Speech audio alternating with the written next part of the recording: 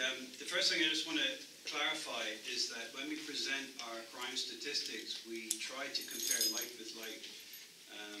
So we've changed it for a few years, but I sometimes get the same question. So we're comparing the first 6 months of 2014 with the first 6 months of 2013. We're not comparing month to month, and we're not comparing quarter to quarter because the time period is too short to get any sort of full picture out of that. So having said that, what I can report is that the current crime picture in Bermuda is actually showing very positive trends. The second quarter of 2014 is actually the lowest on record at 750 offenses across all categories. Total crime fell below 800 for the first time since modern crime recording systems were established in 2000. When we compare the first 6 months of 2014 against the same period last year, 137 fewer crimes were reported. That's 1,649 against 1,786, and that calculates to a reduction of about 7.5%. Notable reductions are included throughout the crime report, including firearms incidents that fell from 12 to 5. Shooting fatalities dropped from 2 to 1. And shooting injuries dropped from 4 in 2013 to 2 in 2014. 92 fewer serious and other assaults were recorded for a 32% reduction overall on assaults. Criminal damage fell by 17% to 113 complaints. Total burglaries fell by 12%, and residential burglaries by themselves fell by 9%, and there were no burglaries reported at any of the island's tourist accommodations in the first 6 months of 2014. Unfortunately, a significant increase in motor vehicle theft spoils the overall downward crime trend. It rose from 307 thefts in 2013 to 429 in 2014, and that's an increase of almost 40%. $1.7 million worth of illegal drugs have been seized so far this year, with the bulk of that number being interdicted by the Customs Department at the ports of entry. Now, it's important for me to pause here and note that these results were not achieved by the police alone. You'll remember a few years ago I stood here when the crime rates, particularly violent crime rates, were significantly higher than they are now. And I made the point then that the police could not solve the serious crime problem and the gang problem specifically by ourselves. And I suggested then, crime is a community problem that requires community solutions. So it stands to reason that when crime rates fall, the police cannot take the credit by themselves either. And I believe that Bermuda is seeing the results of the last 4 years of better joined-up efforts between police, community, and government. Crime reduction hasn't come about just because of better law enforcement. It's because of more community involvement and increased coordination across government agencies and departments. We've all been working at this now for about 4 years or more, and I really think that is something for Bermuda to be very proud of. Unfortunately, despite the good news that the crime report brings in terms of overall reductions in crime, there are still some very worrying signs on the traffic report. While there are 141 fewer collisions than the same period in 2013, we still recorded 726 collisions in the first 6 months of this year. That equates to 4 collisions a day, and that is only marginally better than 5 per day that was recorded last year. More disturbing is the number of road traffic fatalities. To date, Bermuda has recorded 9 fatalities. My deepest sympathies are extended to all families and friends that are affected by road deaths, including those of the latest victim, Mr. Melvin Smith, who died this week under the most tragic circumstances. That means Bermuda has already reached about the same number of total fatal collisions that were recorded in each of the last 3 years, but we still have 5 months left to go in 2014. So we've looked very carefully at the data, which I can tell you is quite startling.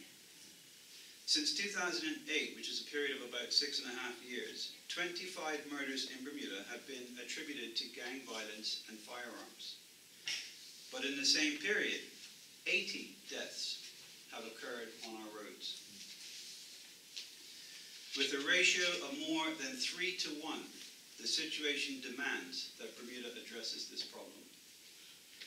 In the same way that we developed our gang strategy in 2010 to tackle the spike in violence, our head of the Roads Policing Unit, Inspector Robert Cardwell, is putting the finishing touches on a new road safety strategy. The strategy has two fundamental goals: to save lives and to make our roads safer. In the same manner of the gang strategy, we will endorse a community-wide effort towards road safety that combines robust law enforcement with equally robust education, prevention, and rehabilitation programs. We must calm down our roads before more lives are lost. I hope to be able to release the strategy in the coming weeks. In the meantime, the BPS encourages all road users to slow down and drive with care, caution, and courtesy. And I'd like to remind you that road safety is everyone's responsibility. Thank you. Are there any questions at this time? Commissioner, Yes. do you think when legislation changed to bring these high-power bikes on the road maybe 5 years ago, do you think that was a bad move? Because you said in the last 3 years, there's been about 80 persons died on the road. Last 6.5 years. Yeah. Do you think it's a contributing factor is these high-power bikes? I think the answer is there are many things that contribute to it. And if we roll the clock back, I had the same pitch in 2010. Gang violence didn't just erupt because of a single event. There were multiple pressures that created that problem, which meant that there had to be solutions that had multiple angles to them. And I think that's the same thing with road safety. There's no one single thing. It's not just the vehicles. It's not just the road design. It's not just the congestion. It's not just speed. I think it's a combination of lots of forces that have been unchecked for a number of years that we now need to put into check.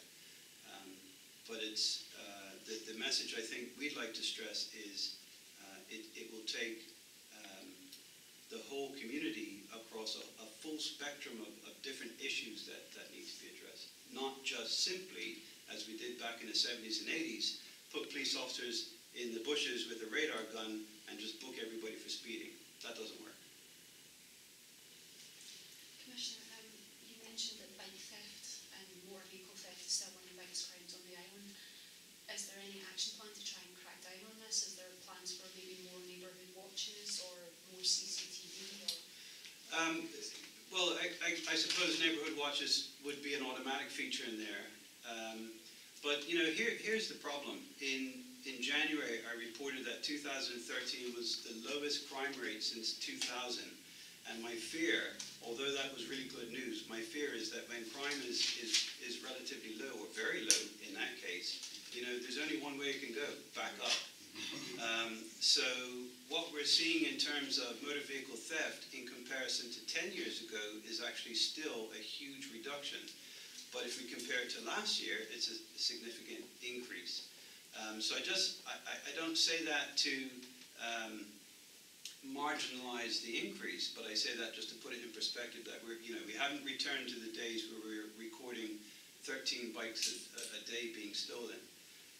Having said that, clearly we use directed patrols in accordance with the data that we get about the bike. So we're looking at the areas, the type of bike, the time of day, and making sure that our patrols are aware of that so we can intervene.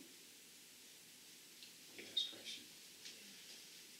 You said drug interdiction task force has intercepted $1.something million worth of drugs. 1.7. It's rather low, and the streets are rampant with a lot of drugs. Is the narcotics department, is it low numbers, or is your strategy in that area? Because the streets have a lot of drugs on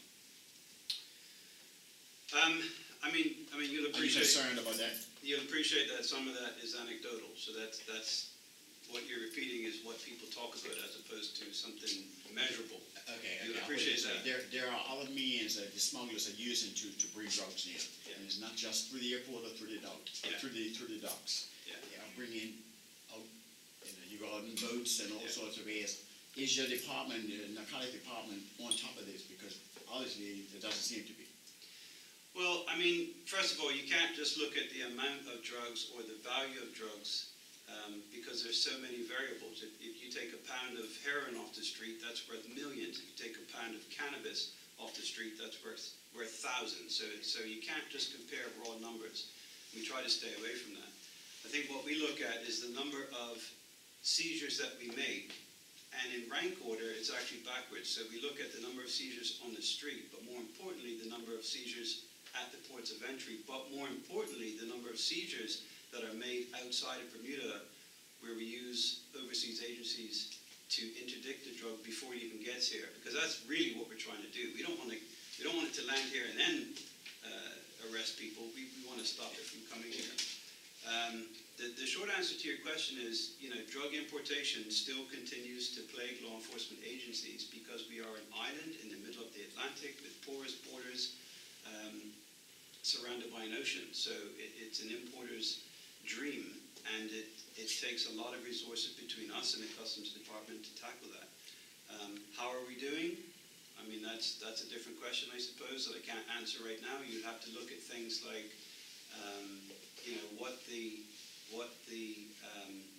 what the value of drugs are on the street, if they're going up, if they're going down, and measure the number of convictions over a period of time. And I don't have that data in front of me. Are you satisfied then? I think we're doing the best we can, yeah. And I think also, Bermuda has to look at the prioritization of the things that cause the most and the most harm and the most immediate harm to the community. And for 4 years, it's taken all of our resources and all of our effort to get in front of the gang problem, which we haven't won. Let's not kid each other here. We haven't stopped gangs, and there will be more shootings, without a doubt. Our job is to suppress that as best we can and bring the offenders to justice. The community continues to work at taking the sting and the heat out of gang tensions, and I think we'll get there eventually. We're not there yet, but we're in a significantly better place than we were in 2010. Just one question. A number of police officers have been or are out on extended paid sick leave. How many officers are still in that position? 2. Thank you very much for coming, and we will send out the final. Yeah. I'm sorry, Just one quick question, sorry. Noticed in the statistics that sexual assaults seem to be going up. Do you think this is more, from speaking to sort of social workers, it seems to be that more are getting reported rather than it being people are more willing to come forward rather than it being an increase in the actual sort of crime itself? Well, I think, again, 2 things. You have to look at long-term trends and not compare one quarter to the next. If you look at quarter 2 against quarter 1, there's a significant increase in the number of sexual assaults that have been reported. That in itself does not tell a story because that's a period of 3 months.